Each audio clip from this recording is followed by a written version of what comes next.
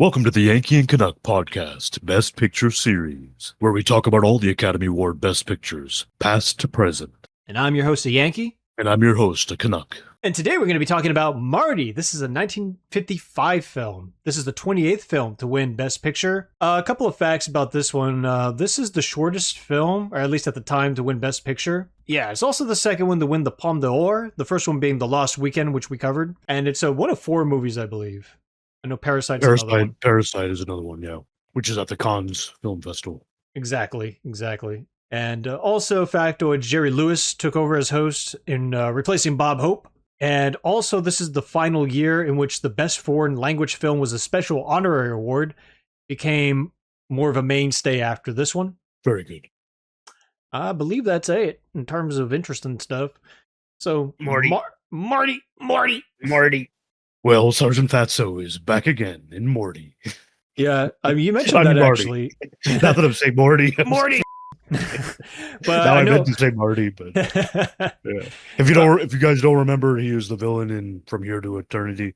Well, the villain other than the Japanese. Yeah, he was Fatso. Oh my god. I mean, that's not going to be the last time the Japanese are going to be the villain in a movie, in a Best Picture movie. So, but yes. But anyway, yeah, he was in that one. He was Fatso. Now he's Marty. So, interesting thing about this one, this is a Paddy Chayefsky movie in terms of it being written by Paddy Chayefsky. I would categorize that man as the Quentin Tarantino of the golden age of Hollywood. And I say that not because the writing styles are like they write like about gangsters or whatever. It's just about the way they write in terms of they're taking mundane human dialogue and they make it sound interesting. There's like a musicality in which the characters talk to each other and things of that nature. So it feels more interesting when it shouldn't be, if that makes any sense. Yeah. And I believe Quentin Tarantino cited Paddy Chayefsky as one of his influences. The other one being David Mamet, who was a playwright. He also did a couple of films as well. Oh, of course. Yeah. Yep. But, you could really see that because the dialogue is really top notch. That's the first thing that stood out to me personally. Yeah. It's also a black and white film, but it doesn't diminish the quality of this film overall. Not at all. What makes this film interesting is that other films we've covered have been epics, historical epics, war epics. This is a film about a dude. This is about the mundane life of a man who's just trying to find his way in life. His mother's like, "You should get married." And he's like, "I don't want to. I'm ugly and fat. No one likes me." But meets a girl, they hit it off, and that's pretty much the entire movie. That's exactly it, yeah. I mean, first, this was a very low-budget film. Like, I think probably one of the smallest budgets we've seen so far, and was a big success. It's kind of like a character study in many ways, right? Very really simple story. Like you said, that really is it. It's like this dude has no luck with women, and he's getting older, and keep saying, finally, I'm 34. Yeah, isn't even that old, but I guess back then, right? Because back then you had a real expiration date, I guess. Yeah. So, and he finally finds his woman he likes, and she digs him too, and they lack experience, they kind of lack social skills as well to some degree, right? Oh yeah. And but you really feel for these people, right? Because I mean, everyone who wants to find someone in life really should, right? And it's really nice to see that, and I actually enjoyed this movie, right? I thought it was pretty good. I was a little worried at first. I was like, oh, okay, here we go. This is going to be another ridiculous drama, once again. And it kind of is in some ways, but it's not too ridiculous. It's actually pretty good and entertaining and has some funny parts and some sad parts. But I think really what you were saying is accurate. It's really just a human story, right? It's very straightforward. I mean, I would say no BS, but there is kind of some BS. We'll get into that more in a little bit. Yeah. It's definitely a little dated in many ways, but it still has a lot of elements that are relevant, and I think there's things that people will find very relatable, and it's that just very human.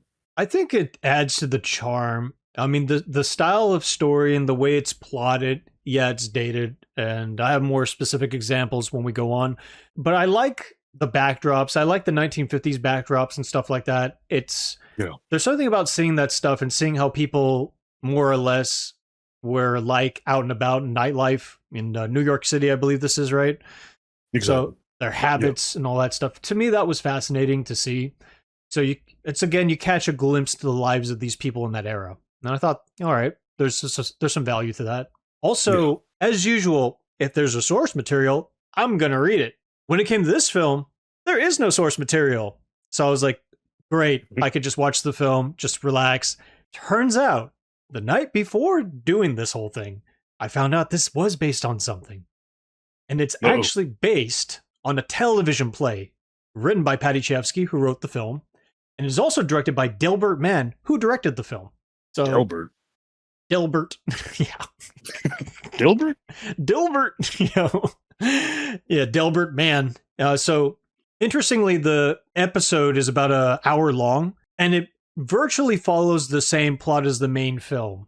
There are a couple of differences, obviously, because they had to expand it an extra 30 minutes somehow. So, but in this original iteration, it's just note for note, pretty much what you see in the final film. All the characters are different, obviously, except for three characters. Three actors from the television play were migrated over to the feature film. And I think that was a really, really good call. Like Esther Minciotti, I butchered that horribly, but the lady who plays Marty's mom, she's actually in the television play episode. And she plays the exact same role, exact same lines. And she was honestly the best part about the television play. Because the guy who plays Marty in this one is Rod Steiger. And he's in the television play. It's not a play, but it's like it was a televised episode on the television. But anyway, I mean, like Rod Steiger played, and he's been in stuff. I believe he's also been in he's in Dr. Zhivago and stuff like that. So he has a long esteemed career, but he plays Marty in this one, and his Marty's not very good. Yeah, he actually played Charlie On the Waterfront with Marlon Brando. I didn't know that, or I forgot. I entirely forgot. But he's the brother. Okay, he was in that movie for so little. Well, in this one, yeah, I mean, he plays Marty, and like I said, he's not very good. He plays it kind of sleepy, and it's just like it's kind of like. He's more of an average Joe, which I think was the original intent for this character. But when adapting it for the film, the reason why he didn't appear in the feature film, he was going to appear as the main character in this feature film. However, the producers for the Marty film, they were like, well, we want you to reprise your role. However, you have to sign a multi-picture deal with us for all these other films. And he was like, I don't want to do that. So he just backed out. So they were like, all right, we need a Marty. So who do they cast? They cast Fatso, Ernest Borgnine. And thankfully they did so because he's a way better Marty. I'm telling you, it's a day and night difference. I believe it. And the other actor that comes back is Marty's friend. Angine. The character's name is Angine, I think. Exactly, Angie. He's the other character from the original televised play that comes into this feature film. I thought, okay, that's pretty interesting. But everyone else completely recast. And for the most part, you don't really notice a difference between the two. It's interesting, though, that the lady that plays Clara Snyder, who's Marty's love interest in this, I felt like in the televised play, it was an interesting choice that they went with that particular character, because the whole point of that character is that she's kind of plain. They call her a dog, aka she's ugly, and she can't get any dates, just like Marty thinks he's ugly and he can't get any dates. And the feature film version and this version, they got someone who's a little more glammed up. She's still plain, quote unquote. She's not like a bombshell Hollywood starlet, but she's more dolled up than the woman they cast in the televised play version, which I thought was an interesting choice.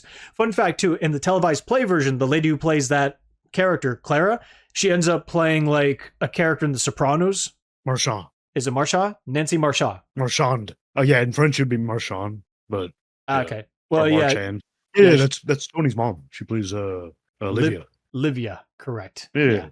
So that woman was the one who was Marty's love interest in the television play version. But of course, in the film version, they get Betsy Blair instead. That's right. There you go. But yeah, I mean, overall, like I said, this film is pretty unconventional, as we mentioned. And it really is interesting to see the life of this guy. Because in the beginning, he's like a butcher. He's like doing his thing, and people are egging him on.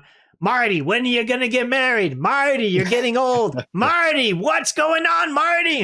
And then, they're not just egging him on, they're straight up harassing him. Yeah. He's being pestered by customers, by people he doesn't even know that well. Some of them. And then they're like, when are you getting married? Exactly. Just because his siblings have all gotten married, right? Exactly. So I think his brother's in this one too. He's married to this lady, and that's not going so well, or something like that. That's his cousin, yeah. Oh, that was his cousin. I thought it was his brother. Well, anyway, I mean, yeah. but still, I mean, like, yeah, they're egging him on. His own mother's egging him on. She's like, and she's like a typical Italian woman because the real life actress was from Italy as well. She's like, oh, Marty, what are you doing? You should go and get married. When am I going to get the grandchildren? I cook, and where am I going to cook for? And I'm just like, oh my God, bro. It's a lot, man. I mean, it's not even just that. It's the fact that they were, in the beginning of the movie, they were telling him, it's shameful, he's unmarried, and what's the matter with you? And I really found it irritating. I'm like, geez, man. I mean, asking is one thing, but basically saying he ain't because he didn't get married. I mean, I bet these people are real joy to be around. I know, right? I wouldn't be stressed out at all. I wouldn't have an alcohol problem at all if I was around these people 24/7. Even there's a scene later in the movie when Marty's trying to talk to his cousin about buying the butcher shop, right? Yeah. He's got this offer from the owner, and so he wants to discuss the finance because I think his cousin's a CPA or something like that. And his cousin's fighting with his wife, his cousin's wife, and there's a really funny line in it when Marty's like, hey, look, you in Virginia, you guys can fight anytime. So now listen, about the shop. Yeah, listen, I need that loan. I need $8,000 to buy the shop. It was funny. It is because he just works there, but he doesn't own it. An older guy owns it, but because of competition from supermarkets nearby, he's got to probably sell the butcher shop. And Marty's like, I could probably run this pretty well. Yeah, he has an idea. He can run it, and he has an idea to work with the local merchants and stuff. He explains that, so he has something in mind. He's got some business sense, and so he's talking to his cousin, and because his cousin's having this fight with his wife, and he doesn't even listen to Marty or give Marty any answer. And there's a deadline for it. I think he has 1 day left. Mm-hmm. And he even tells Marty, hey, forget about the shop and, and stay single. If I was you, just stay single and take care of my mom. Because his mom's moving in with Marty's mom. Yeah. He's like, you take care of my mom. That's it. I'm out.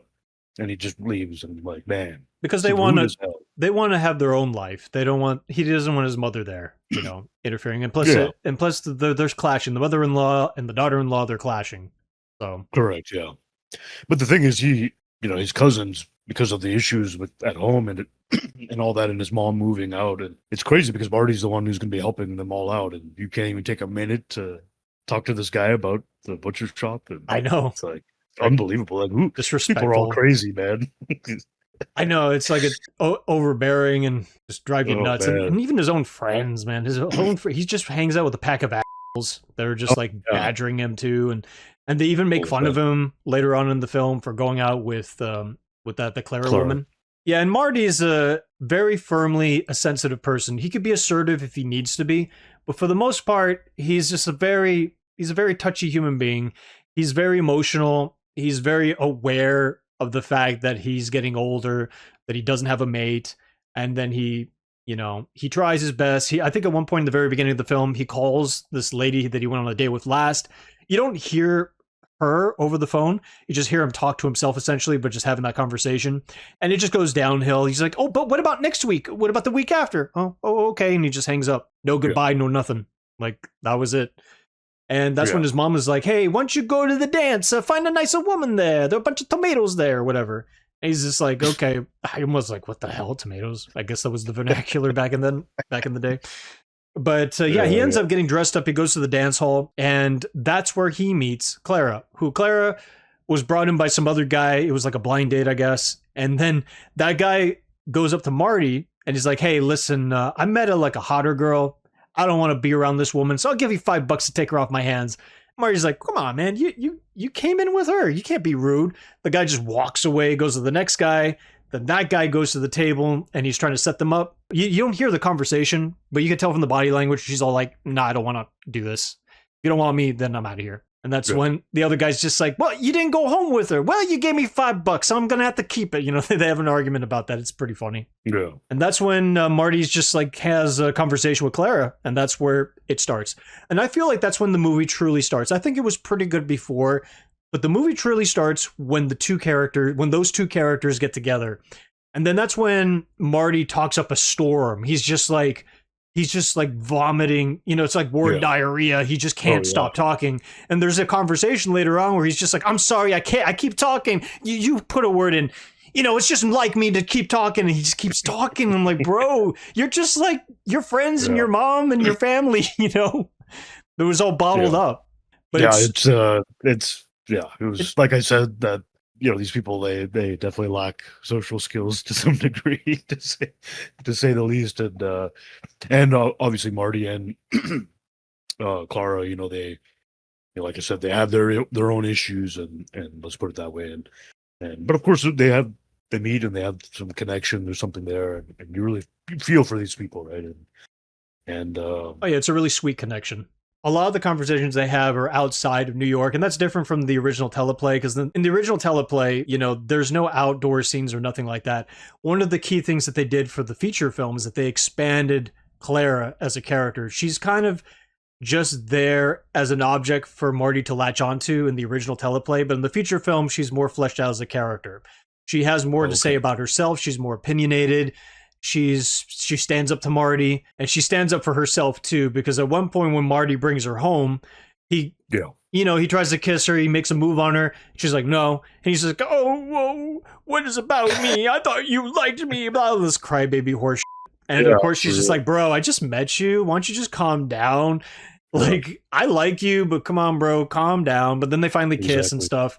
And then that's when you get to the next half of the film, which is the last half of the film. It's interesting how the film ultimately ends, I feel. Their relationship is very interesting, I feel. It is, yeah. And like you said earlier, that, he meets her, things seem to be okay, going well, and, but everyone around him is giving him so much shit about her, His mom is, his friends, his acquaintances. Yeah. I don't think what's up with these people, man. They're all awful, talking mad shit. His supposed best friend, Angie. He says he even says something in the, like, I don't like anything about her or something. He literally saw her for 5 seconds before storming off like a jackass. That's why, exactly. Like, it's I don't know. I don't know man. what his problem was, honestly, but yeah, that was his thing. And plus his other group of friends, they were trying to get him roped along to go to this house party or something. I don't fully understand what was going on there. It sounded like they were going to rob the place, but it sounded like they were just having a party. I don't know, but then Marty's like, well, I just met this girl, she's real nice, and then he gets all pissed off, and that's when he's talking shit later on in the film. Yeah. The mother actually has more of a reason to talk shit about Clara, as bad as that sounds, and that's because when that lady comes in, the mother-in-law, she's the one who's like extremely pessimistic, and she's just like, oh, those college-educated girls, they're 1 foot from the street. Oh, and your son, you want him to get married, but if he gets married, you're gone. Who are you going to cook for? How are you going to... What's your purpose in life is essentially what she's saying.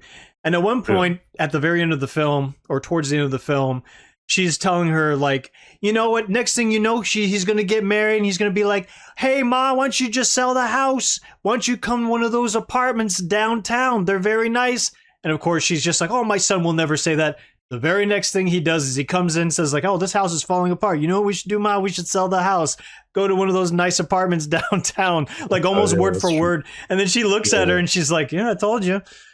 And it's just like, wow. And that's when she's just like in hyperdrive, like, you know what? I think that Clara girl, is she even Italian? I don't like her. I don't like her. She's not Italian enough. Like, I don't think you should. And she's old. She's like 40, right? And she's like, no, she's 29. Well, she looks 40 to me. I don't think you should go with her. It's just like she's trying her hardest to like get him to break off, because now that seed has been planted in her brain. Like, holy shit, I'm getting old. My son's gonna abandon me. So that to me was genuinely interesting. I was like, oh wow, there's a whole dynamic happening here. Correct, yeah. And then the movie just ends. And you're like, wait.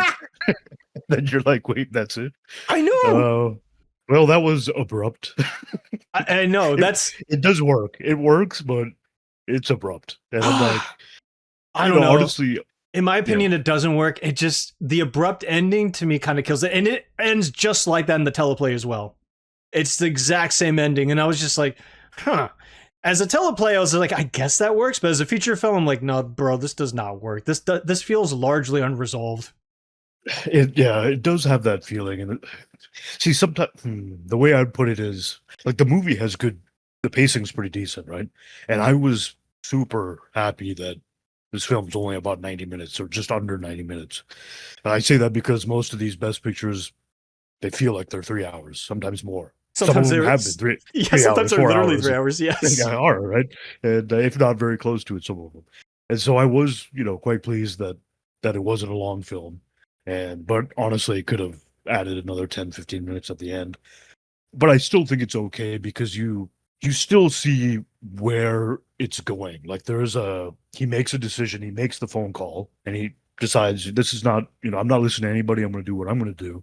Makes the phone call that he was supposed to already make. So we already messed up, but makes the call. She answers, and then it ends. So you know it should end well, and he's on the right path and all that. And Yeah. so I get it. I get the ending. That's when I say it works. I mean, that's where I'm coming from. But it would have been so much better if they, I think just because another 10 minutes or something. I think it's because we're conditioned to have a more fuller ending, and that's why Hollywood. True. That's true. I think this was done in a period where you can just infer what's going to happen based on that ending. So to us, it seems abrupt, and maybe to some audiences at the time too. But then the audiences weren't being patronized. They weren't being condescended towards. That's true. That's a good point. They were smart enough to understand, like, okay, we can probably fill in the blanks as to what happened. There was an imagination there. Whereas nowadays, everything has to be in a tight little bow. It's just that we need a more because I was expecting after that he meets up with her. He meets with his friends with her, and he stands up, or she stands up for herself, and you're like, yeah. And he's like, you know what? I'm going to get that loan, and we're going to make a butcher shop together, and then maybe we see the butcher shop at the end. We were expecting all this stuff. Yeah, but it didn't happen. But at the same time, it's like, now that we're talking it out, now that I'm thinking about it, did we really actually need that? Probably not. Yeah. See, that's where I'm at. It's almost conflicted. Like, yeah, I would have liked to see that. I think it would have been nice. It would have been heartwarming and all that. But would it really have been necessary? I don't think so. I think it's kind of clever how they did it, right? And because you know where it's going, so it's okay that it ends there. It's just we're so used to wanting more, and so I'm okay with it. I'm okay with it, I think. So yeah, I mean, maybe as of now, I think it would have been better to add a little bit more. But as of now, it is a very good film, and it's one of those films. Unlike the other Best Picture winners we've seen, this I feel actually did deserve it because it just leaves you with such a good feeling that you see these two losers who are down on their luck, and they find each other, and it works. And in spite of everyone saying it won't work, they're like, you know what? Screw you. We're going to make this work, and you can't stop us. And that's a good hopeful feeling, I feel. It's like it's a good message to relay because Ernest Borgnine, I mean, I don't know, I don't think the guy's conventionally attractive, and I think that's part of what makes him perfect as Marty, but he's also so good at selling the role, you just want him to win. Yeah. And the same goes for Betsy Blair, who's more attractive, but as Claire Snyder, she's just like, you could see that, you can believe her in that role too. And she's very earnest in her delivery in that role. This is one of those things where like the key players did so well, but it's also down to the script. Like Patty Chayefsky, brilliant writer. Another movie, he did an amazing job. And I highly recommend Network. That was also later down the line. It didn't win Best Picture, but it was nominated for Best Picture. That is considered his magnum opus. Yeah, but an amazing writer. It was competently directed as well. Wonderfully acted. Yeah, acting, I mean, solid performances from Borgnine and Blair. Although I gotta say, Joe Mantel, who played Angie in the film, his best friend, he was nominated for Best Supporting Actor. That, I don't know, I found that surprising. Yeah, I'm like, really? He barely did anything. Yeah, he's a wallflower basically in this film. No offense, that's good acting. He was in it. He barely had any lines, and I was like, it must have been a rough year for film. If I mean, if he's being nominated, man, I don't know, man. I guess because when you look at the list, man, I mean, like the only other films in contention here were Love is a Many Splendored Thing, Mr. Roberts, Picnic, and The Rose Tattoo. None of those sound particularly interesting. Maybe they're good. I don't know, but yeah. I mean, these are all nominated, right? Correct. These were all nominated. It probably wasn't one of the strongest years, clearly. Whereas in previous years, we've seen like 2-3 blockbusters, and oftentimes we're like, how did that win over this? So I think this year when it came out, other famous movies came out, they weren't nominated. Rebel Without a Cause came out this year. Oh, well, 55, and that's a popular movie. That is it's a fine movie too, but Marty, I'm glad that won. It wasn't nominated, but if it were nominated, I'm glad that Marty would have won over that, Me too, I agree. Yeah, I mean, it's an okay movie. Yeah, it's good for what it is, but I think it's also a little overrated. But that's a different. I would agree with you. That's a different discussion altogether. It is, yeah. If anything, though, in terms of ratings, I would probably give Marty a 7.5 out of 10, shy of an 8 out of 10, because of the ending. I think the ending just kind of left a bad taste in my mouth. But otherwise, it's a very good movie, and I really recommend it. Yeah. Yeah, I'm actually going to give it a 7 out of 10. I think 7.5 is super reasonable. And I agree. I would have bumped it up, the ending. Even though I said I'm okay with it, I get it. Just something there that they could have, it's, but overall, it's much better than I expected, I'll be honest. And, I enjoyed the movie. Like I said, with the ending, you could see the understanding in the film and where the path was going. So it's fine. I thought direction was good, performances were good, writing was good, like you said. So all in all, a really good film. I think it does a good job exploring a lot of things too, right? Like people having to make their own decisions, and it's kind of like sometimes you're pressed in life to do certain things at a certain time, right? And people want you to do things on their time, right? Especially when it's regarding their own life. So people have a different order for things to do, different priorities, different pacing. So, and I don't think that's that hard to understand. So that's why you can kind of relate to this person. Everyone's trying to give him so much crap, and it's like, you let him figure it out, or maybe you won't figure it out. I don't know. I will say that the pity party part on Marty was a little bit too much at times, especially when he brings Clara to his house and he's just like, "Oh, whoa, is me." I'm like, yeah, hey, that bro. was Chill, bro. You don't have to cry for a kiss. This is too much now. If I were the girl, I would have left. I would be like, all right, man, you're too much of a pansy. I'm out of here.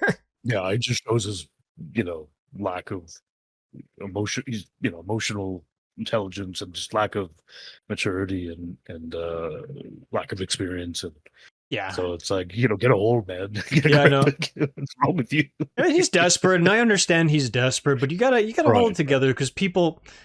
Vulnerability. He was doing good earlier before that. He was like, "You're doing good, man." He was doing just fine. Yeah, I think vulnerability is fine, but there's a point where it's too much.